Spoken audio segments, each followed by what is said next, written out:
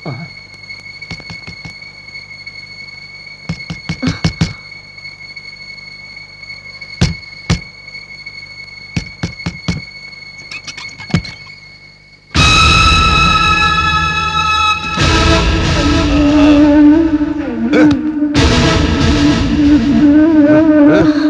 గంగా, ఏ గంగా, ఇదిగో డబ్బు 10,000. 10 ఇళ్లలో సంవత్సరం పొడుగునా పాచి పని చేసినా నీకింత డబ్బు దొరకదు. ఏయ్, సంపాదిస్తేనే మగాడు, డబ్బు తెస్తేనే మొగుడు అన్నావుగా, తెచ్చాను. డబ్బు తెచ్చాను. ఏ ముసలి, రోజు నా అప్పు తీర్చు గోల పెడుతున్నావుగా, తీసా. బ్యాడ్ లక్ అంటే ఇదే. ఆ కంటి ఆపరేషన్ కాస్త అయ్యుంటే ఈ వాసలో దొంగ నోట్లో తెలిసిపోయావు కదా. ఎరా, ఈ ఒరిజినలేనా? హలో గోవిందరావు గారు, నమస్తే సార్. ఏంట్లో బిస్తుపోయారు? చెయ్యత్రం మోతనం కాదు, సంపాదించడం నేర్చుకొని క్లాస్ స్పీకర్గా. అందుకే తెచ్చాను. ఇదిగా ఈ డబ్బు తీసుకుని వీళ్ళందరినీ తీసుకొని గుడికి వెళ్ళిపోండి. సారీ, ఇది తీసుకొని వెళ్ళండి. మళ్ళీ సారీ, రాత్రిపూట గుడి ఉన్నదిగా, ఓ పని చేయండి, సెకండ్ షో సినిమా తీసుకెళ్ళిపోండి. తెల్లారి దగ్గర రావద్దు. ఎందుకు తెలుసా, నాకు మూడు వచ్చేసింది. మొగుడుగా దాని మీద హక్కు వచ్చింది. హక్కు ఏంటో చూస్తున్నావు, తీసుకెళ్ళు.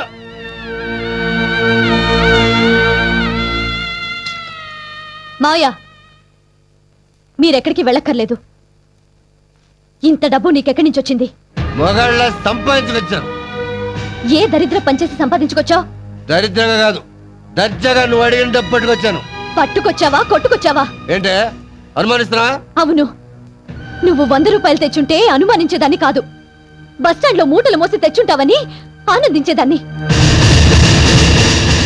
నువ్వు 50 రూపాయలు తెచ్చుంటే కష్టపడి ఏ రిక్షాయో తొక్కి తెచ్చుంటావనుకునేదాన్ని. కనీసం 5 రూపాయలు తెచ్చుంటే అడుక్కు తెచ్చుంటావనుకునేదాన్ని. అడ్డదారిలో సంపాదించడం కాదురా, కష్టపడి 5 రూపాయలు సంపాదించు. అప్పుడు నేనే మావయ్య గారిని, అత్తయ్య గారిని, తాతయ్య గారిని అందరినీ గుడికి పంపించేసి నీ పక్కలోకి వస్తాను.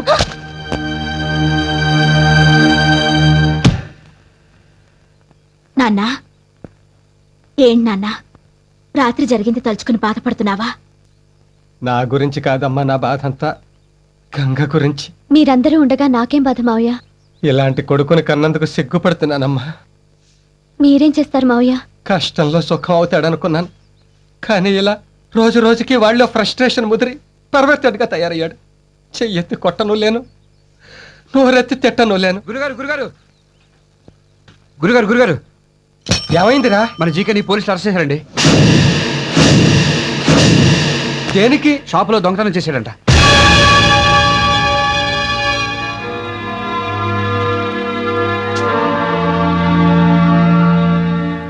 ఏమండి, అలవాట్లేని పని కదా, పట్టుబడ్డాడు. రెండోసారి దొరకళ్లే భాగ్యం. దరిద్రుడు, ఆ చేసే దొంగతనం మీద ఏ బ్యాంకులోనే చేర్చావచ్చుగా, లక్షలు దక్కేవి. చెవురుకోండి. రండి గురుగారు, ఒకసారి పోలీస్ స్టేషన్కి వెళ్ళొద్దాం. విడిపించుకునే శక్తి లేదు, విడిపించుకోవాలనే ఆసక్తి లేదురా. అదేంటండి అలా అంటారు? వాడు మన కొడుకండి. నేను మమకారం లేక వెళ్ళను అంటలేదు భాగ్యం. ఇప్పుడు స్టేషన్కి వెళ్తే డబ్బు కట్టి వాడిని విడిపించుకోవడానికి వెళ్ళాలి, లేదా కడుపు మంటతో వాడిని కాల్చి చంపేయడానికి వెళ్ళాలి. మొదటిది డబ్బు ఉన్నవాడు చేస్తాడు, రెండోది ఏ డబ్బు లేని పేదవాడు చేస్తాడు. నేను మధ్య తరగతి వాడిని, ఏది చేయలేను. నీకు గుర్తుందా భాగ్యం, చిన్నప్పుడు వాడి డబ్బాలో చిల్లర డబ్బులు తీస్తే రోజంతా వాడిని గదిలో పెట్టి తిండి పెట్టలేదు. ఇది అంతే, కాదని ఎవరి కాళ్ళలో పట్టుకుని బతిమాలి బయటకు తీసుకొస్తే వాడికి ఇదే అలవాటు అయిపోతుంది. అప్పుడు వాడు మనకి ఈ మాత్రం కొడుగ్గా కూడా మిగలడు. అమ్మ గంగ, ఎసట్లో ఓ గ్లాసు బియ్యం తగ్గించి పెడతానత్తయ్య.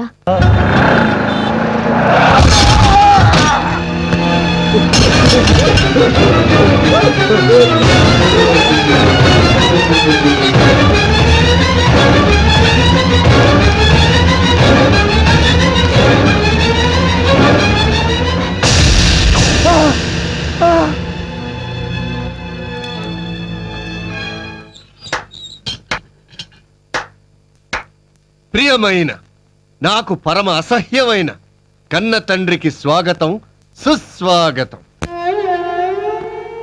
జైల్లో ఉన్న కొడుకు మొహం చూడనని ఇప్పుడు ఏ మొహం పెట్టుకొని జైలుకు వచ్చావు? తండ్రిగా నీ కొడుకు చిన్న కోరికలను కూడా తీర్చలేకపోయావు. కొడుకుగా నీ తండ్రి కంటి ఆపరేషన్ చేయించలేకపోయావు. పెళ్ళానికి 2 పూట్ల తిండి సరిగ్గా పెట్టించలేకపోయావు. చిన్నదాన్ని చదువు మనిపించావు, రెండోదాన్ని గాలికి వదిలేశావు, పెద్దదాన్ని విధవరాలు చేశావు. నువ్వు తండ్రివి కాదు, కొడుకు కాదు, అసలు నువ్వు మనిషివే కాదు. కొడుకు తిరగబడి మాట్లాడుతున్నా ఒక్క మాట కూడా మాట్లాడలే. నువ్వు అమ్మ కడుపులో ఉండగానే తిరగబడ్డావురా. అప్పుడు అది కోలుకోవడానికి 2 ఏళ్లు పట్టింది. మళ్ళీ ఇన్నేళ్లకి ఇప్పుడు నా మీద తిరగబడ్డావు. ఇంకా నేనేం కోలుకుంటాను రా. ఏమండి?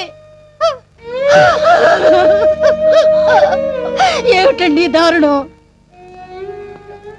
దీర్ఘ సుమంగళి భవాని దీవించవలసిన చేతులతో దాన్ని పసుపు కుంకాలకి దూరం చేశారు.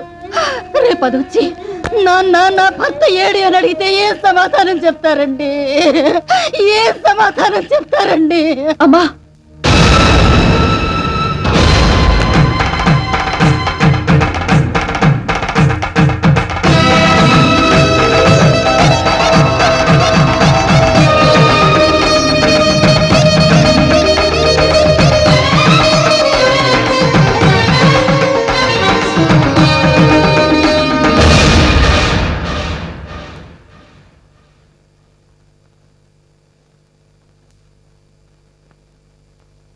ఏంటి నాన్న అలా చూస్తున్నారు? నేను మీ కూతురు ధనలక్ష్మిని. ఏంటమ్మా ఇది? మీరే చెప్పారు కదా నాన్న, మిమ్మల్ని చూడాలనిపిస్తే పుణ్యస్త్రీగా రమ్మని. వాడు బ్రతుకున్నప్పుడు విధవని చెప్పడానికి విధవనయ్యాను. వాడు చచ్చాక పునీతనయ్యానని చెప్పడానికి పుణ్యస్త్రీగా వచ్చాను నాన్న. నాన్న, యాక్సిడెంట్లుగా నీచుని నా మొగుడిని చేసి తప్పు చేశారు. ఇప్పుడు యాక్సిడెంట్ చేసి ఎంతో మంది ఆడవాళ్ల ఉసురు పోసుకున్నవాడి ఊపిరి తీసి నాకు నాలాంటి మరెందరికో ఊపిరి పోసి తండ్రిగా మీ బాధ్యత తీర్చుకున్నారు నాన్న. మీరు చేసిన ఈ మంచి పనికి జీవితాంతం రుణపడి ఉంటాను. అమ్మా, నా గురించి మీరు ఇంకేం బెంగపడకండి. మీ దగ్గరకు వస్తానని భయపడకండి. నాకు చదువు చెప్పారు, సంస్కారం నేర్పారు. ఇక మీ మీద ఆధారపడను. నా నుంచి ఇక మీకు ఉత్తరాలు రావు, మనీ ఆర్డర్లే వస్తాయి. వస్తానమ్మా, వస్తాను గాయత్రి. దీంతో కలిపి మొత్తం 56. ఎత్తాలేవయ్యా మంచి పార్టీ లాగానే హైటెక్ సిటీ అమ్మేసి. What you say? Hitech city అమ్మేస్తున్నారా? ఎంత? How much? Tell me. షాప్ ఎవరు బాబు నువ్వు? My name is Sothimuthyam. Face చూడగానే తెలిసిపోతుందిలే. యా. ఎవరు బాబు ఉంది? పెద్దాపురం. బిజినెస్ పని మీద వచ్చావా? నో, హైదరాబాద్ సిటీలో ఏదైనా ప్రాపర్టీ కొందామని వచ్చాను. ఏం కొంటావు? మా ఆవిడ చీరలు ఆరబెట్టుకోవడానికి చార్మినార్ కొనిపెట్టుకుంది. ఏంటి చార్మినార్ ఎలా కొంటావు నువ్వు? మొన్న అమ్మేత్తని ఏంటే? Oh shit. పోనీ మా ఆవిడ ఒడియాలు అప్పడాలు ఎండబెట్టుకోవడానికి ఏదైనా స్థలం కొనమంది. రవీంద్ర భారతి ఖాళీగా ఉందా? రవీంద్ర భారత అది నాగమేస్తని నీకమిషాడా? ఓ మళ్ళీ షిట్. పోనీ మా ఆవిడకి షూటింగ్ అంటే ఇష్టం. రామానాయుడు స్టూడియో ఖాళీగా ఉందా? ఖాళీగా ఉంటే కొంటావా? నేను కొన్నాక మళ్ళీ నువ్వు కొంటావా? కొను. మాత్రం కొంటావా? కొను. ఓహో, పోనీ నాకు అమ్మడానికి ఏమన్నా నీ దగ్గర? ఉందండి, ఆ బిర్లా టెంపుల్ అమ్ముతాడు, కొనుక్కోండి. ఏరా? లేకపోతే 12 అసెంబ్లీ అమ్మేస్తాడు. ఏరా? లేకపోతే గోల్కొండ అమ్మేస్తాడు. ఏరా? అది అది అది ఏరా?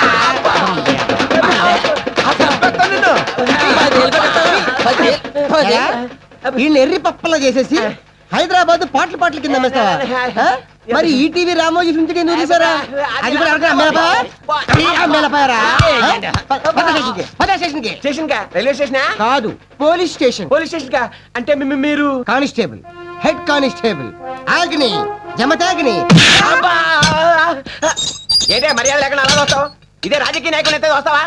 సాల్యూట్ చేసి ఏసీ సూట్ రూమ్ ఇచ్చి కంచం మంచం అరేంజ్ చేస్తావు.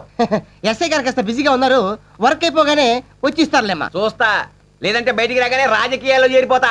అంత ఛాన్స్ నీకు ఇవ్వలే. హలో బావగారు, హలో అల్లుడు. ఓ మీరంతా కూడా ఇక్కడే ఉన్నారా? ఇది సెల్లా లేదండి, మన ఇల్లులో ఉంది. నేను ఒక వీడియోకి హెల్ప్ చేసే లోపల ఇంట్లో ఇంకో వీడియో రెడీ అయిందంటగా. చూడండి బావగారు, ఈ రోజుల్లో నీతి నిజాయితీలు పనికి రావు. ఉదాహరణకి ఇండియా నీతిగా బస్సులో వెళ్లి పాకిస్తాన్ తో స్నేహం చేద్దాం అనుకుంది, కానీ పాకిస్తాన్ ఏం చేసింది? కార్గిల్ యుద్ధం చేసింది.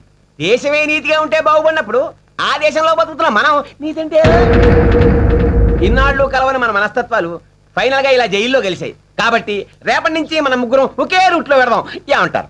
అబ్బా! నన్ను అంతావా నిన్ను? ఆగు! దగ్గరికి రాకు. ఈ చేతులతో సొంత అల్లుండే చంపిన వాడిని నిన్ను చంపడం పెద్ద కష్టమో కాదు, శిక్షలో పెద్ద తేడాను రాదు.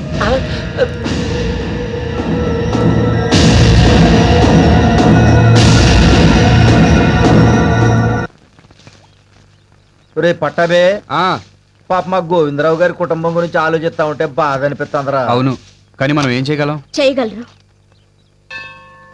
దమ్మద్దా. అమ్మా, అమ్మాయి గారు 2 లీటరా. ఏంటండి, డబ్బులు ఏమైనా కావాలా? కాదు, నేను మీతో మాట్లాడడానికి వచ్చాను. చెప్పండి. మీరు నన్ను పెళ్లి చేసుకుంటారా? ఏంటి మీరు మాట్లాడేది? ఏ దిక్కు లేని మా ఇంటికి మగ దిక్కు కావాలి. అది మీరే కావాలని మీ దగ్గరకు వచ్చాను. చెప్పండి, నన్ను పెళ్లి చేసుకుంటారా? వద్దమ్మా, మా వాడేదో నీ మీద మనసు పడ్డాడని తెలిసి మేమంతా కేకలేసాం. అవునమ్మా, మీతో మాకు సంబంధం ఏంటి? మీరు క్లాస్ వాళ్ళు, మేము లేబర్ వాళ్ళం. అవును, మేం క్లాస్ వాళ్ళమే. మిడిల్ క్లాస్ వాళ్ళం. లోయర్ క్లాస్ వాళ్ళలాగా కష్టాల్ని ఇష్టపడని వాళ్ళం. అప్పర్ క్లాస్ వాళ్ళలాగా బతకాలని అత్యాశకి పోయి అప్పుల పాలయ్యే వాళ్ళం. మేం మధ్య తరగతి మనుషులం కాదు, మిధ్య తరగతి మనుషులం. మా ఇంట్లో వాళ్ళు రోడ్డు మీద పడకముందే నన్ను మీ కోడల్ని చేసుకోండి మావయ్య. అది కాదమ్మా. మీరింకేం చెప్పొద్దు. నేను బాగా ఆలోచించే ఈ నిర్ణయం తీసుకుని